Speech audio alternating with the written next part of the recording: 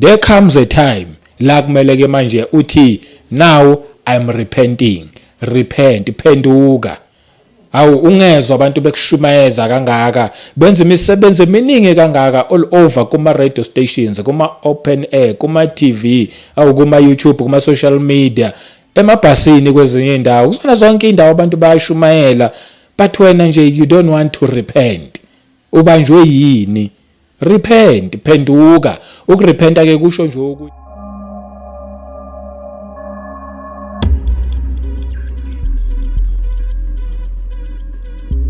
welcome once again kwikota to meet igama lami ngomduduzi ngwakashabangu. Sabonga nje ukuthi siphinde sihlangane. Sikhuluma indaba la ezimnandi ethinta nje umuntu kanye noNkulunkulu. Namhlanje siqhubeka kuyo lencwadi le yezenzo chapter 26. Sayiqedelela nje uverse 18 wakhona of which ngukhe phezulu ukukhuluma nje iqiniso kuningi okuvela kulama verse lawa u2:17 no18. Kuningi kakhuluma athi nje ngiyahlala kulama verse lawa inkonzo ende kakhulu but ke nje soka manje sobe silokhu nje seyikha phezulu. uNkulunkulu mayevumile ngelinye ilanga songena deeper kuya nje ukuthi uNkulunkulu usiholela kuphi. Namhlanje ngizothi nje ake sifunde naye incwadi ilokhungana ke siphinde sifunde lama verse.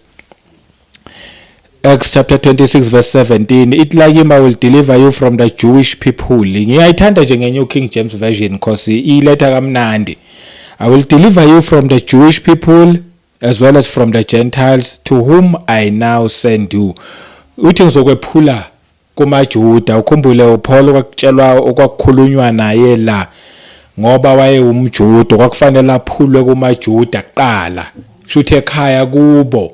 Andeke kwakungapheleli nje kuphela. That's why thina siyifunda le ndaba namhlanje because nakithi sakhuluma nathi amazwi ayekhulunywa kuPaul namhlanje sakhulunywa nakuthina ngoba uNkulunkulu wavela kuPaul but akazange aphelele or agcine kuPaul. Ulokhu uyaqhubeka ulokhu yavela andeke manje usebenzisa the very same words awakhuluma kuPaul nakuthina sakhuluma lamazwi ukuthi ngizokwephula kumaJuda. AmaJuda ke mina kithi labe ngizalwa nabo ngoba uJesu ayekhuluma kuPaul ethi ngizokwephula kumaJuda ngoba yilabo azalwa nabo. Nami engizalwa nabo yiwona amaJuda kithi lawo. Then nguse kwabezizwe. Indaba nje kaNkulunkulu mangabe eseyiqala uhambo lomuntu noNkulunkulu alipheleli ngalesikhathi usindiswa kuphela kube sekuthiwa ke sekuphelile sewulinde nje ukuthi ufe uyongena ethuneni but lapho kusuke kusase ifoundation ekusaqala yonke into eqhubekayo. As long as usaphila nje usasene mission okufanele uyihambe or usasene umsebenzi okufanele uwenze wena kanye nami for umbuso kaNkulunkulu oqala ekhaya ke kulabo bakini abangamaJuda ke mangabe uqala kulabo bakini then uNkulunkulu uzobe sekudlulisela kwabanye provided wena naye nehambisana ngendlela yena ajabulayo ngawe uma ngabe kubheka uyajabula ngawe bese ethi angikuse manje kwabezizwe nakukhona futhi ngiphinde ngikwephule kubona shuthi usuke manje expreda even further kwabanye abantu.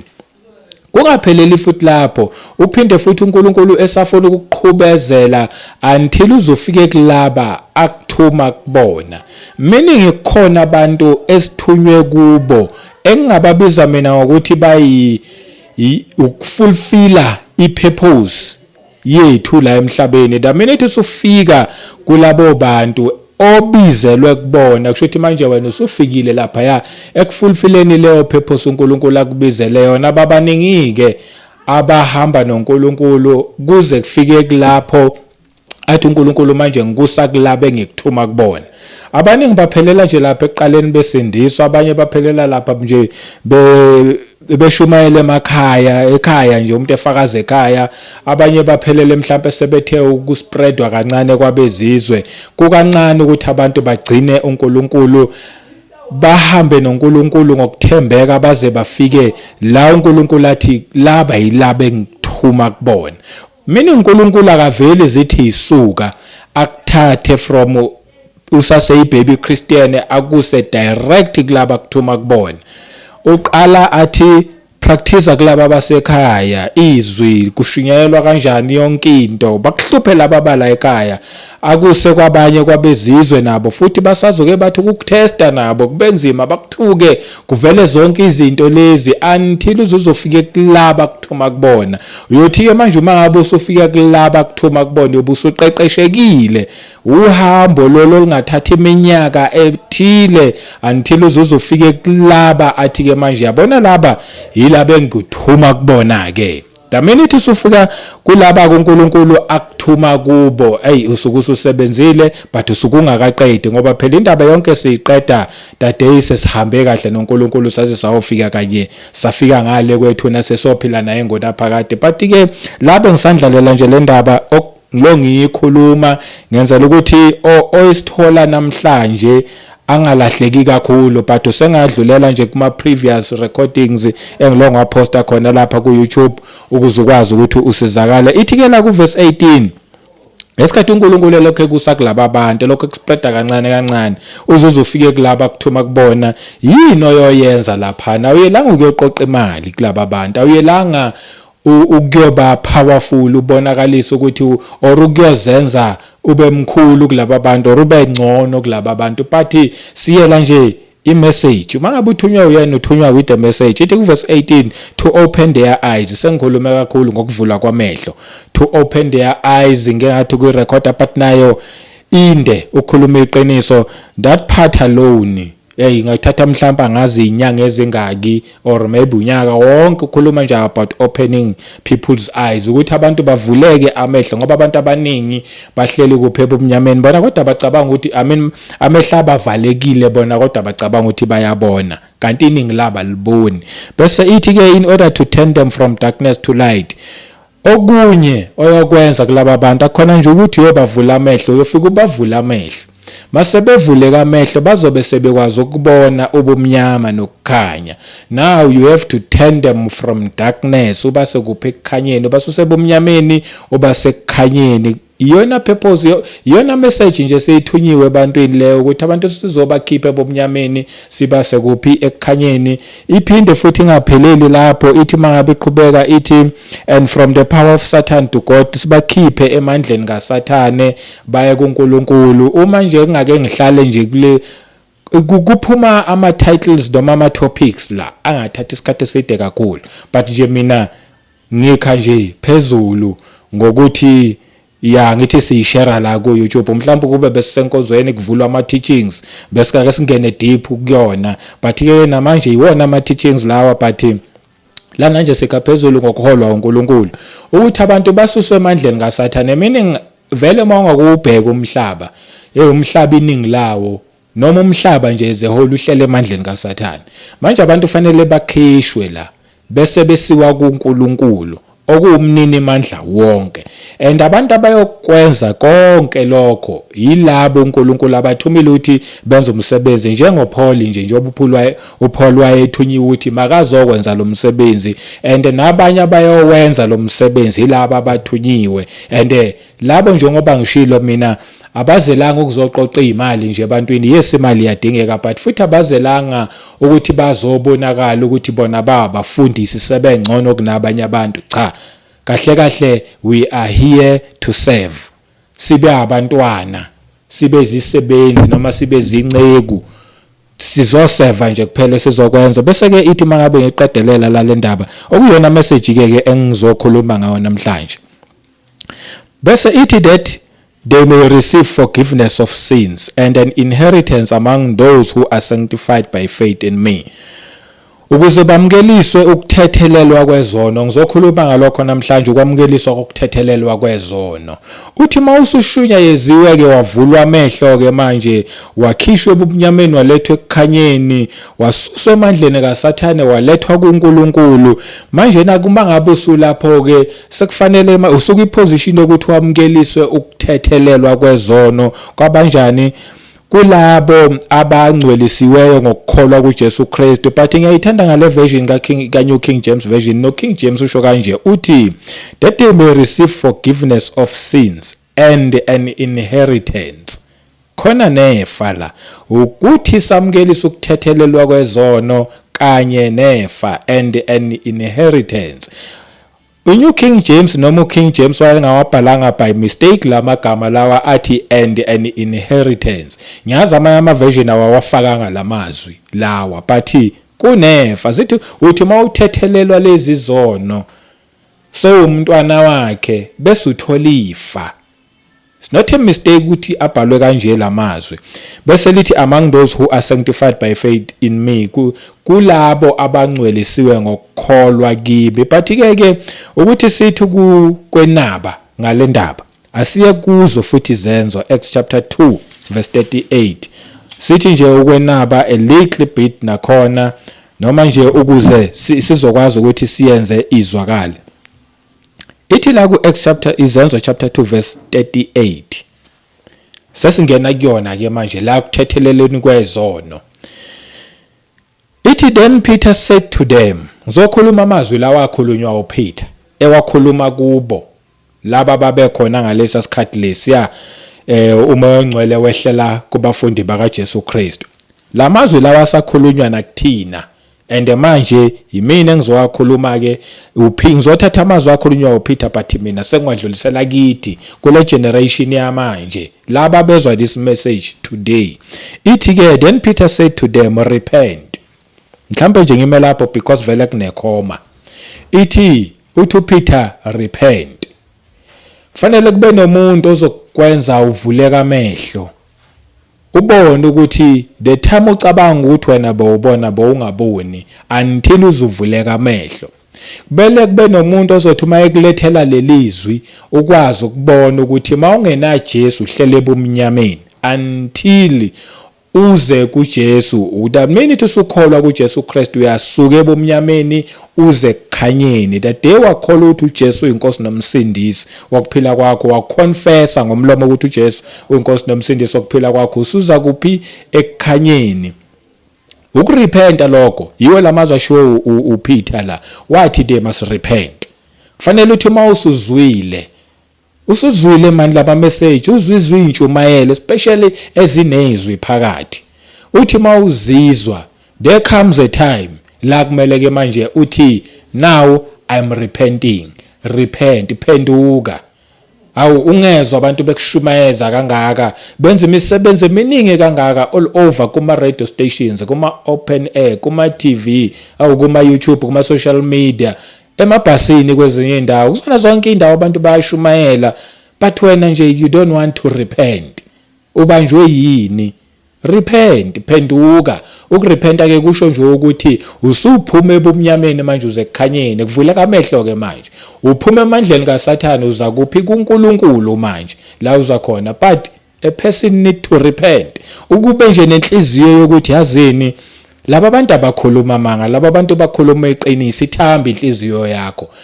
Ulizwe lelizwi likusebenze. Uzubona ukuthi lamazwi akusiwona wethu, asishumayeli because nje sididekile, asishumayeli ngoba mhlambe sadukiswa abelungu abafika namaBhayibheli. Cha, sishumayela because uNkulunkulu uyakuthanda, because uNkulunkulu ukufuna uphendukile, ukufuna urepentile. Ngikhuluma kumuntu okufanele ukuthi makarepente, ashiye konke lokhu yakwasezweni, konke lokhu yakubumnyama, aphenduke eze kuNkulunkulu. Lithi izwi likaNkulunkulu repent. Bese liyaqhubeka ke uPeter la ekhuluma ethi, and let every one of you be baptized in the name of Jesus Christ for the remission of sins. Uthi ke manje futhi wonke umuntu, and let every one of you, wonke umuntu abhabhadiswe egameni lika Jesu Kristu, kube ukuthethelelwa kwezono. Umuntu ufika aphenduke, ayipheleli ke lapho uthi suphendukile. Ufika uphenduke, uconfess uJesu njengenkosi nomsindisi wokuphila kwakho, ukholwe ngenhliziyo ukuthi uNkulunkulu wamvusa kwabafileyo. Bese manje uyobhabhadiswa ke manje uyobhabhadiselwe egameni lika Jesu. La uyobhabhadiswa khona egameni lika Jesu Kristu. Lapho ke sekukuthethelelwa kwezono. Imessage yami lapho nje namhlanje ukuthi izono lezi aziveli ithethelelwe nje, kune process.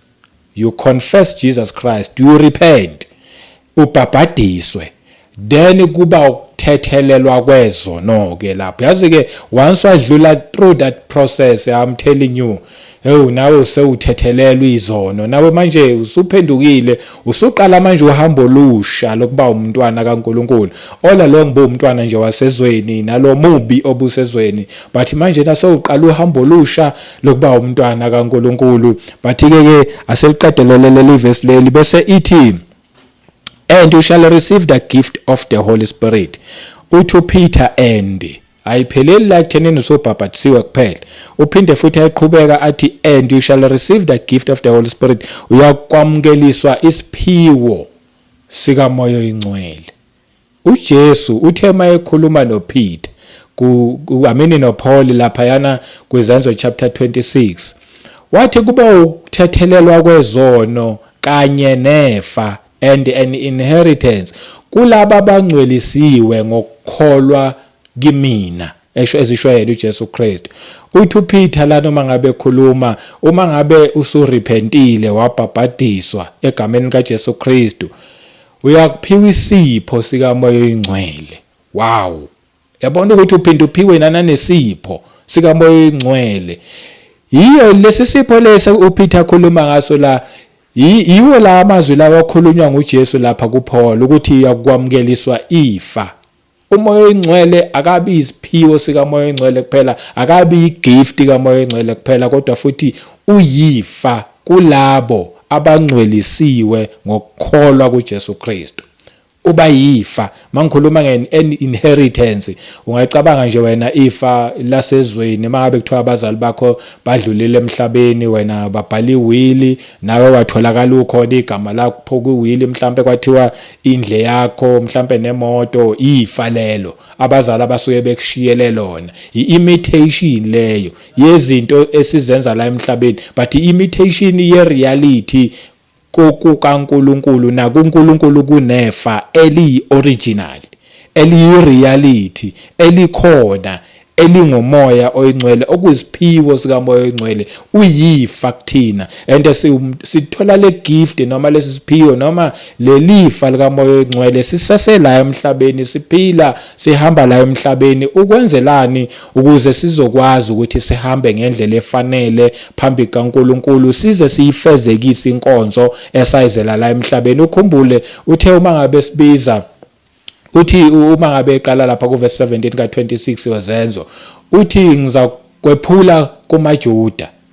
And manje ukuze ukwazi ukuthi udlulele kwabezizwe udinga lesi siphiwo sika Moya Oyingcwele, udinga lelifa elingamandla manje ozohamba ngawo ukwazi ukuthi uye futhi nakwabezizwe.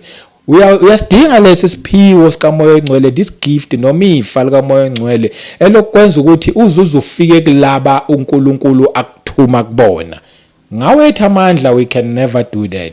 Asikwazi ukuthi singafika lapho uNkulunkulu afuna ukuthi sihambe size sifike khona until siphiwe lesi sipho sika Moya Oyingcwele noma lelifa leli elibekelwe kulabo abangcwelisiwe ngokukholwa kubani? kuJesu Kristu. Nakhona abangcweliswa ngani? Ngoba izono zabo seyithethelelwe. And izono siyakhuluma ukuthi ithethelelwa kanjani. Repent, that's number 1. Phenduka, ubhabhadiswe egameni lika Jesu Kristu, kube ukuthethelelwa kwezono, and then uyakuthola isiphiwo sika Moya Oyingcwele.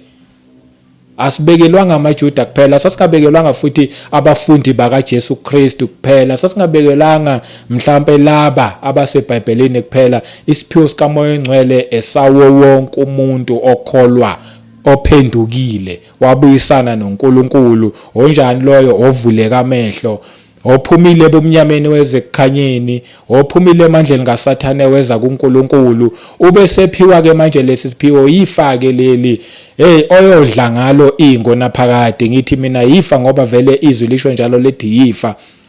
Kula uyozithola khona ke wena ukuthi uMoya Oyingcwele ukwambulela ukuthi wena ungubani. uMoya Oyingcwele uyokwambulela ukuthi wena uzelene emhlabeni, uzoqala manje wenze lenkonzo oyizelela emhlabeni. Ungasahambi ke manje, yabona the minute uswambulelwa nguMoya Oyingcwele isimangaliso, iphela yonke indaba ye-education lapho. That's why Paul, when it comes to education, bakushaya indiva konke lokho, but hayi kuyize ngenxa kabani kaKristu, ngoba uMoya Oyingcwele uyokwambulela the real you, who are you in Christ. And manje mangabe usuthola ukuthi wena ungubani kuKristu, ifa lelo Usuyaqala manje ukubona ukuthi hey, by the way emhlabeni kanti nayi ipurpose engiyizele. Konke lokho kunye obucounter as something valuable. Usuyaqala ukuthi hayi konke lokho akunamsebenzi. Ngenxa kaKristu manje usefikile kuwena. Usuqala ukubona izinto obukade ungayiboni ukuthi kahle kahle nakho kuyikhona okubalekile. Ngithi ngaleso sikhathi ke manje sekuvulekela amehlo ke manje. Ngaleso sikhathi leso usuphumile ebumnyameni usekukhanyeni. Awusekho emandleni omubi manje. UsukuNkulunkulu manje. Usuqala ukubona zonke izinto lezo obukade ungaziboni. Yini ifa lelo sulitholile ozokwenza la emhlabeni. Uyokwazi ke lapho ukuthi mawuhamba ngomoya engcwele uzofike kulabo uNkulunkulu akuthuma kubona. Athi uNkulunkulu nabe ngikuthume kubona. Bathi nje ngawethu amandla ngithi angeke size siyenze lento mhlambe ukufakazela lamazwi because someone might say ngiyakuzwa ukuthi umoya engcwele uyifa. Hayi. Umoya engcwele uyisiphiwo lisho njalo izwi la lithi uyisiphiwo he is a gift. Phela ifa lingena kuphi la? Well kuhle ukuthi izwi liphendukele ngani ngezwi. Layiphendulela ke manje. Asencwadini kaEphesians chapter 1. Ukuze sokwazi ukuthi siyithole le ndaba sizovala ngayo ke le lana sengenzela nje ukuconfirma lamazwi engakhulumayo ukuthi umoya engcwele uyisiphiwo futhi akhona nje ukuthi uyisiphiwo uyifa ngani encwadi yabase Efesu asifunda uverse 13 no verse 14 ithi la kimi ku verse 13 Ephesians chapter 1 verse 13 in him you also trusted in Christ you also trusted after you heard the word of truth wathemba emveni kokuba sezwile izwi leqiniso the gospel of your salvation ivangeli lensindiso yakho wathemba kubani kuKristu usuzwile leli izwi leqiniso ivangeli lensindiso yakho in whom also having believed kuye usokholiwe kuye uKristu you were sealed with the Holy Spirit of promise uthema usuthembile kuye wasuyasilwa ngomoya oyingcwele wesethembiso lalela ku verse 14 who is the guarantee of our inheritance lithi uyigaranti umoya oyingcwele yefa lethu until the redemption of the purchased possession to the praise of his glory but ake sifunde ngesizulu nje sesiyayivala nje la ithi ku verse 13 no verse 14 ngifunda ngesizulu kuye nani esenizwile izwi leqiniso ivangeli lokusindiswa kwenu enakholwa nguye futhi nani nabe kuphawu sabe kuphawu olungumoya oyingcwele wesithembiso umoya oyingcwele wesithembiso njengoba nje esho nje uPaul ukuthi nakuphiwa lo moya oyingcwele wesithembiso this gift bese lithi ku verse 14 oyisibambiso sefa lethu umoya oyingcwele uyisibambiso sefa lethu uyifa lethu umoya oyingcwele uyisibambiso ngasho kanjalo ngesizulu ngoba lithi uyisibambiso sefa lethu ku verse 14 but kumufunda ngeEnglish who is the guarantee of our inheritance he is a guarantee of our inheritance uyilo lelifa lethu kube ngokuhlengwa kokungokwakhe ukuze kutuswe inkazimulo yakhe bani uJesu Kristu bangcwele bengithi angishare nje le ndaba ngidlulise kuyona ukuthi uma sikuKristu sisesene mission akuphelelanga ekuthenini sasindiswa kuphela mangabe umoya oyingcwele akawutholi isipho sikamoya oyingcwele ungakawutholi then uyawudinga umoya oyingcwele khuleka nje kuNkulunkulu uyawudinga umoya oyingcwele and futhi as uyizwa le message I believe ukuthi uNkulunkulu uyokuthinta khona lapha azokuthinta khona wehlele kuwena lo moya oyingcwele ngiyakhuleka njengoba ngikhuluma kanje ukuthi lo moya oyingcwele wehlele kuwena okungumoya wamandla elithi izwi uyisiphiwo sefa lethu noma uyisiphiwo sikamoya oyingcwele wesethembiso noma uyifa lethu kulabo abangcwelisiwe ngokukholwa kubani kuJesu Kristu sonke siyawudinga uma ngaba unawo trust me uzohamba khona la endleleni but you won't fulfill your purpose. Uzohamba khona la endleleni but ngeke uzithola ukuthi wena ungubani. Uyawadinga amandla kaMoya oNgcwele, uyayidinga iwisdom kaMoya oNgcwele. Abaningi bangasiza uma ngabe sikhuluma angakashumayela nje lana bacabanga ukuthi iwisdom yethu ubuhlakane mhlawumbe senabo esabiyela esikolweni. Let me tell you something, akubona nje ubuhlakane esabiyela esikolweni akusithina futhi but nguNkulunkulu onguMoya oNgcwele owehlela kuthina okuyena wenza umsebenzi. Whatever is will today akusiwa amazwi ami, akusika ukuhlakanipha kwami, izwi likaNkulunkulu. uMoya oNgcwele engenelela because at the end of the day uyafisa ukuthi bonke abantu bawuthole, basitholele lesi siphiwo sikaMoya oNgcwele, balitholele lifa, bakwazi ukuthi bezogijima ngendlela efanele until baze bafinyelele kwi-final destination yabo. Konke lokho sokwenza ngoMoya oNgcwele. Siyarepenta, sibhabhadiswe egameni likaJesu Kristu kube ukuthethelelwa kwezono, kwaze kwamnandi ukuthethelelwa kwezono ngokukholwa kuJesu Kristu bakithi. Bese siphiwa isiphiwo sikaMoya oNgcwele oyifa lesethi kodwa bakithi zaze zamnandi indaba. uNkulunkulu emuhle abusise wena nomndeni wakho. Asiphinde futhi sihlangane kwivideo elandelayo. Ngokholwa uNkulunkulu uyena osiguide ukuthi futhi siqhubekela kuphi konke nje kodwa sikubeka kuyena. Igama lami ngumduduzo Ayishabangu. Amen.